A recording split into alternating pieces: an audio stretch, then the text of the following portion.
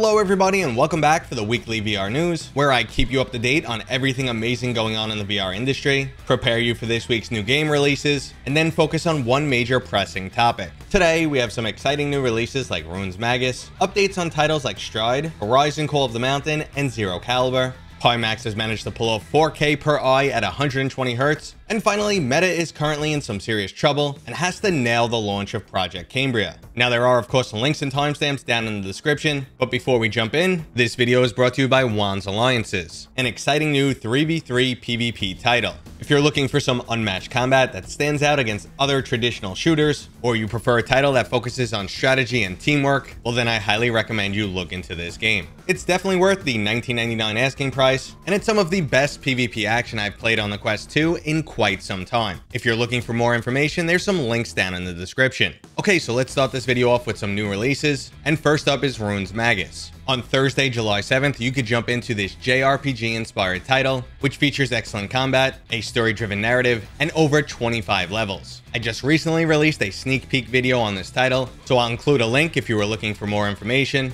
but I will say that this game has definitely impressed me. Graphically, it looks quite stunning, even on the Quest 2, combat is quite intense, and the storyline definitely sucked me in. Now, if RuinsMagus doesn't sound like your style, and you prefer to do some breaking and entering instead, Thief Simulator is luckily coming to the Quest 2. Smash windows, pick locks, get your klepto on, and then make a getaway. Ace these skills and you'll be living the high life, but if you fail, there's a pair of handcuffs with your name on them. Thief Simulator originally released for PCVR last year and has now been ported to the Quest 2. And last up for this week's new releases is the unique music creation title Patchworld. Patchworld has you building environments and generating weird sound effects. The trailer shows off a unique aquatic style dance party, but it looks like there are plenty of wild options to experiment with. Now, moving on from new releases, the Mirror's Edge style parkour shooter Stride has recently received a new single player update. The arena mode has received 2 new weapons, an Uzi and shotgun. You'll also be racing against drones now. The Endless mode is receiving 2 new power-ups, one that can boost your speed,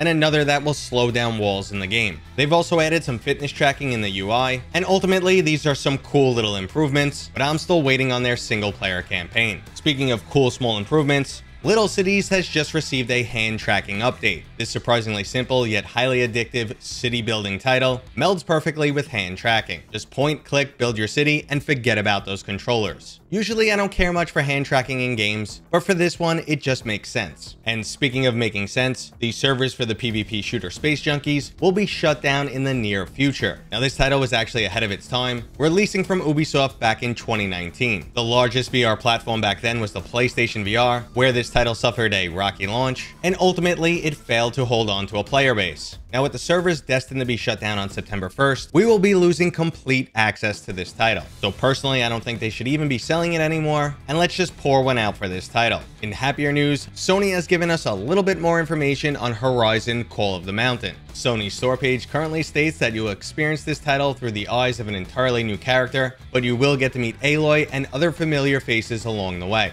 There's also some new statements about embarking on a journey with multiple paths to take. Now, does that mean it features a storyline that isn't entirely linear? Or are they just referring to something as simple as when you climb a mountain, you can go in any direction you want? Ultimately, we'll just have to wait for more information, but the more I see and hear about the title, the better and better it gets. Right now, this game is on the top of my most anticipated list, right alongside Vertigo 2 and Bone Lab. But not everything VR is fun in games, and that's why I'm extremely intrigued for the immersive language learning application. I've tried repeated times to learn a second language through applications like Babbel, and at this point, I feel if I'm ever going to learn, I'll need to be in a more immersive environment. Well, rather than flying to another country or going for in-person lessons, VR could be an amazing substitute. Immersive is a subscription-based service, which would feature class-based lessons and provide a hub where you can interact with people and practice your second language. Currently, the application is only supporting Spanish, and there is a 7-day free trial for anyone interested. And once this application features Italian, I'm going to be jumping in for some refresher courses. Okay, so we have one quick story before we jump into today's main topic. Pimax has managed to pull off something extremely impressive for their 8KX headset. Their new beta firmware is currently supporting 4K per eye resolution at 120 Hz. Now, if you're not familiar with Pimax, they create these over-the-top enthusiast-level headsets with a huge field of view and insanely high specs. They're always trying to push the limits, and 4K 120 Hz is just another example of this. Pimax is already planning to release a series of new headsets starting later this year, and this achievement definitely helps with their next generation claims, but I still remain a bit skeptical on their new headsets. Speaking of skeptical, today's main story is about Meta in trouble and how they need to absolutely nail the launch of Project Cambria. For those unaware, Project Cambria is the codename of their upcoming enthusiast level XR headset. Internally, it is still very much a Quest 2, but it will include some major new bells and whistles, like eye tracking and a much smaller form factor, and its main focus will be on AR pass-through technology. Now, the AR part here is extremely important, and we will jump back to that, but let's first explain why Meta is in trouble. The company's overall goal is to make XR technologies the next computing platform. As much as we enjoy VR gaming, that is not their endgame. They want us using VR and AR headsets the same way people use cell phones and laptops. They want us living in a digital world, consuming entertainment through their devices, being blasted with ads, and making digital purchases. Now, Meta has recently expressed how their XR endeavors will take 5 to 10 years before they start to become profitable. Currently, Meta is losing billions on XR every single year. Now, originally, this expense was no big deal for Meta, and their futuristic metaverse presentations were quite encouraging to stockholders. Now, fast forwarding to 2022, where Meta was forced to concede that the XR platform will take roughly 10 years before it's profitable, and combine that with a less than stellar economy, where everyone is currently shifting their focus to short-term gains, and it's how Meta goes from a $1 trillion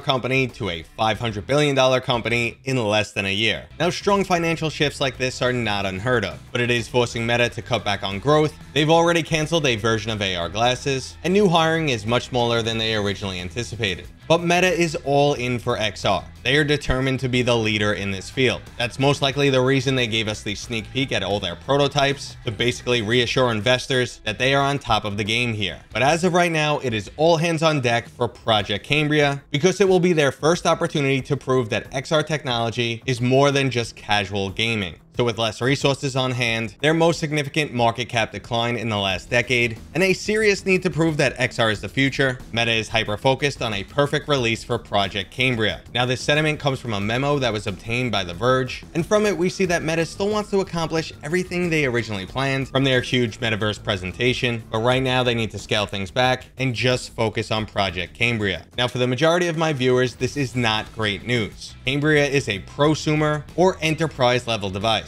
It will most likely be priced at $1,200. It will do little to improve the VR gaming experience, and the focus will be on productivity and augmented reality. So for the next 6 months plus, Meta's primary focus will not be on Quest level consumers. Now, if they continue to push in this direction for an extended period of time, the Quest product line will begin to suffer, maybe even experience a few delays, but I doubt it would go as far as being canceled like their first generation of AR glasses. Now, Meta is also in a less than fantastic position where they are currently doing all of the legwork for the VR industry. There's nothing stopping a company like Amazon, Microsoft, or even ByteDance from showing up later in the game, copying their technology, and then using some of the extra money that they didn't have to spend on research and development to help make some exclusive games or heavily subsidize the hardware. So while being first is giving Meta the advantage right now, that could easily change in the future. So while I don't personally think Meta is going anywhere, and XR isn't their financial ruination, some industry professionals do not believe their XR endeavors will pay off. Additionally, their most profitable section, VR gaming, currently has a Chinese clone, the Pico Neo 3, and it's about to face a new challenger, the PlayStation VR 2. Now, I know these aren't apples to apples devices, but the original PlayStation VR was king for quite some time, and it will definitely have an impact going forward. So the next 6 months will be extremely interesting, and I can't wait to see what happens. Okay, everybody, that was today's new VR news. I hope you enjoyed it. If you did, go ahead and give this video a thumbs up. If you're new here, please consider subscribing. And as always, I will see you guys on next time.